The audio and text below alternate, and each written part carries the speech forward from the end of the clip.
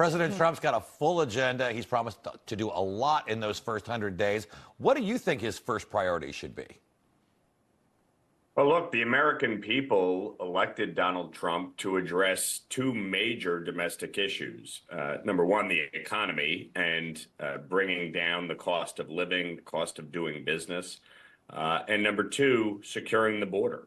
And obviously, those are going to be the top two priorities. You add in issues like energy and increasing domestic production of energy. That's critical to the economy and our national security.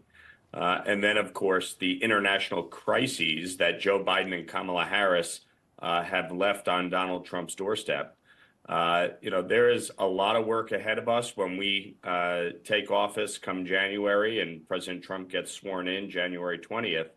And we got to hit the ground running. So I'm looking forward to serving in this next Congress and really focusing in on the issues most acutely impacting the American people.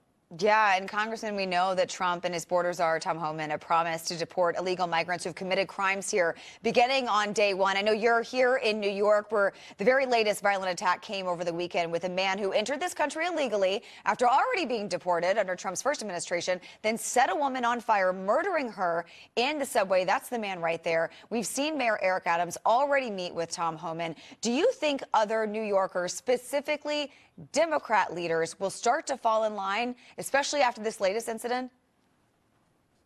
Well, look, this is a direct result of the disastrous sanctuary city, sanctuary state policies that have been enacted under Kathy Hochul and the open borders under Joe Biden. We have criminal aliens coming into this country after having already been deported, only to commit violent crimes, killing Americans. And it's wrong. This is not about being against immigration. I've said this many times. My wife is an immigrant. So it's not a function of let's be against immigration. It's a function of being against allowing our country to be overrun by millions of migrants coming into the U.S., some of them criminals who are seeking to do harm. The fact that you had an innocent woman sleeping on a subway get burned alive right before Christmas is really unconscionable.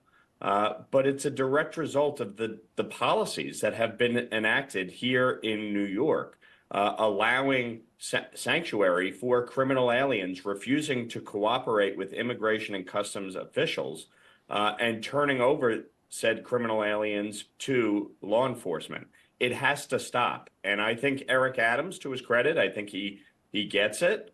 Kathy Hochul does not. She literally posted right after the woman was burned about how safe the subway system is on X.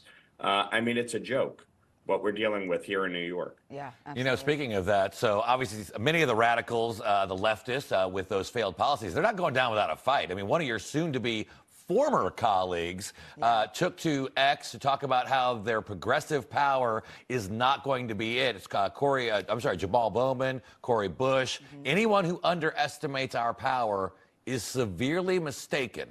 I will always be squad. I'm not going far. Congressman, I mean, it doesn't seem like Democrats are taking away any lessons from their big loss. No, I don't think they learn too much, frankly. Oftentimes they just try to change their language or their rhetoric a little bit. Look at crime, for instance, Kathy Hochul acting as though crime is down in New York when in fact it's not, as evidenced by a woman literally being burned alive on a subway train. Yeah. But the fact is, they really haven't learned any lessons. They're just focused on trying to win elections. But the fact is, the American people have had enough. They want us to focus on the issues that matter to them and their families most acutely, and that is the affordability crisis, the quality of life, and keeping our country safe and secure, period. All right, good stuff. Congressman Mike Lawler, thanks so much for joining us, and I hope you enjoy your Christmas week as well. Thank you so much.